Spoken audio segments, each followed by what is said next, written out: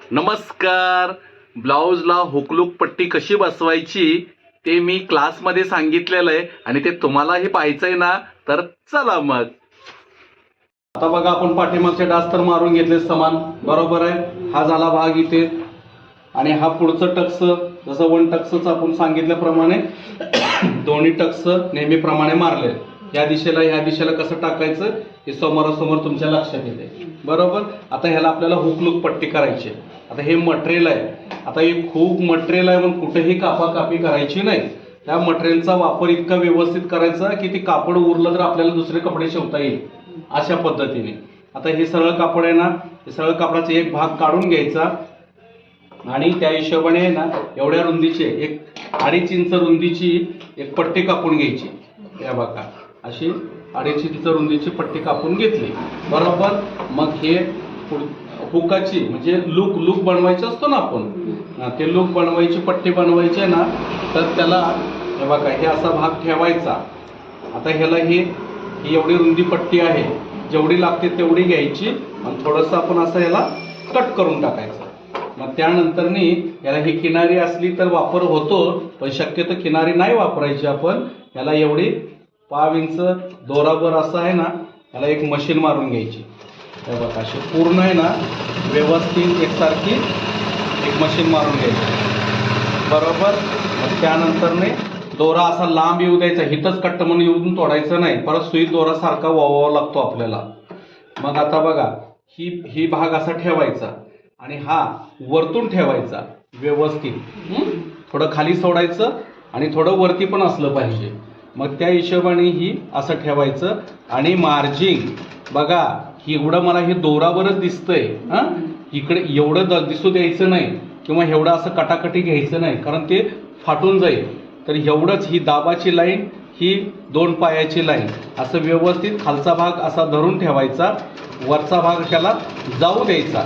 या बघा, इथं आल्यानंतर ना परत हा डास खाली घालू द्यायचा, असं वर खाली करायचं नाही आणि ओढाओढी करायची नाही. जसं जातंय ना मशीन त्या पद्धतीने हे असं व्यवस्थित जाऊ द्यायचं. मग त्यानंतरने बघा, सरळ शेवटपर्यंत येऊ द्यायचं. एवढं आलं की मग इथं कट करायचं. मग हा भाग असा टाकायचा. मार्जिंग बघा मी किती एकसारखी धरलेली आहे, अजिबात कमी जास्ती धरायचं नाही. ह्याला असं नख मारायचं, चांगलं नख मारून ह्याला असं दुमडायचं. बघा, ह्याच्या खाली की ह्याच्या खाली झाकलं पाहिजे.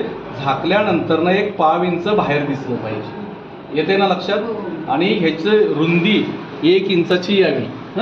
1 इंचाच्या आत करायचं नाही, भले 1.25 इंच आली तरी चालेल, पण 1 इंच पर्यंत मर्यादित आहे. आणि मग ह्याच्यावर टीप ठेवायची. हा भाग ओढून धरायचा, खालचा भाग त्या मार्जिंगवर धरायचा आणि असं एकसारखं जेवढं ही डिस्टन्स आहे तेवढंच शेवटपर्यंत आलं पाहिजे. मग ह्याच्यावरनं एक अशी सरळ टीप जाऊ द्यायची. त्या बघा, कडेपर्यंत आहे ना एकसारखी गेली की मग परत थांबायचं.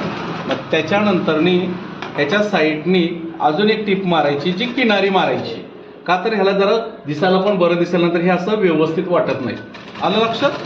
मग ह्यानंतरनं बघा, हे आपण शेवट पण अशी किनारी मारून घेतली.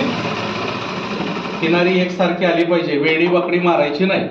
आणि त्यानंतरनं बघा, हे सरळ करायचं, ह्याची लेवल धरायची आणि ही एवढंच भाग कट करायचा. परत ह्याच्या गळ्याच्या इथे पण आहे ना, जेवढा भाग आहे तेवढाच कट करायचा आणि मग हा भाग बाजूला आपण असा ठेवून द्यायचा. कट कर रे जरा ते. आता आपल्याला हुक लावण्याची पट्टी बनवायची आहे. काय, त्याला आपण 1.25 इंचाची पट्टी घ्यायची. किती? 1.25 इंचाची, जास्त मोठी घ्यायची नाही.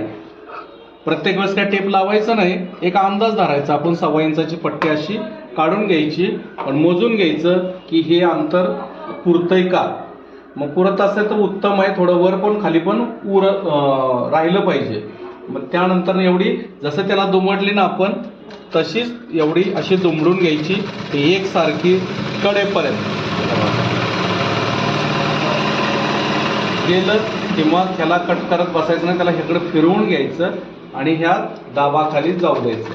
मग आता हा भाग घ्यायचा समोरला आणि ह्याला इथं चटका मारलेला असतो आपण. मारल्यानंतर तुम्हाला प्रश्न पडेल की इथं लावायचं कसं, बरोबर. मग ह्याला असं अलगद ठेवायचं, ह्याला बरोबर एवढंच अंतर धरायचं नकळत असं काय हे इकडं गेलंय पण इकडं लावायचं नाही.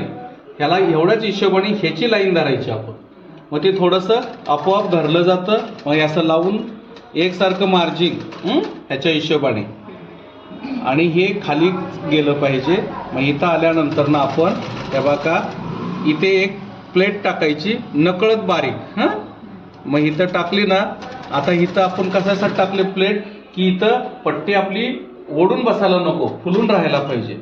हे बघा इथं आलं की सरळ ह्याचं मार्जिन खालचं कापड हे इथं हात करायचे नाही आपले, इथंच हात अलीकडे ठेवायचे आणि त्यानंतरने त्याला कडेपर्यंत असं जाऊ द्यायचं. बरोबर.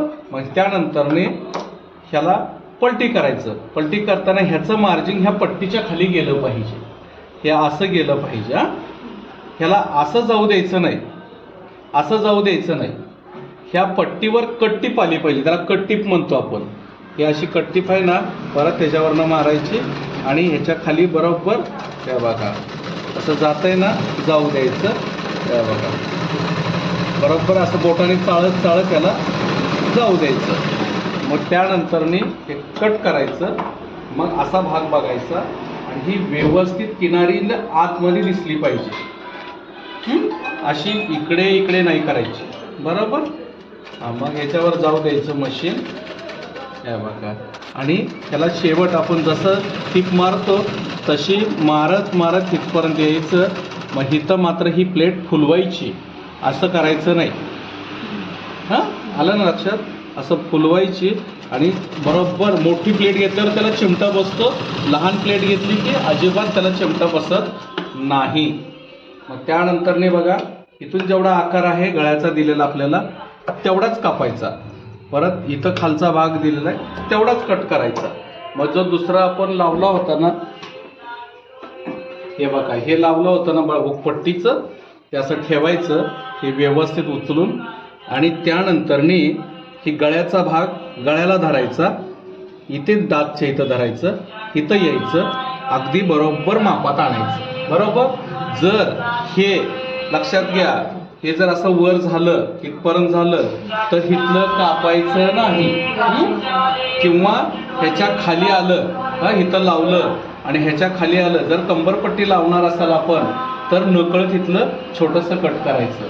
पण ह्याच्यापेक्षा जर वाढलं तर ही हुकाची पट्टी असते ना आपल्या, अशी धरायची बोटामध्ये, असं चाळून चाळून धरायचं आणि ह्याला असं घट्ट पिळायचं. पिळल्याने काय होतं ते थोडं आकुसून धरतं. मग ते व्यवस्थित पाहिजे तसं आपलं ह्याच्या इथे बसतं. मग हे न येण्यामागचं कारण काय असतं, ही आपले समोरचे जे दोन डाच असतात ना कमी जास्ती मारले गेलेले असतात. त्यामुळे हे डाच जर समान मारले की ही अडचण येत नाही. आणि नकळत जर वाटलं तर आपलं धारेवरतीच आपलं कट करायचं. मग हे भाग झाले इथे. आता आपल्याला आहे ना शोल्डर जोडायचं.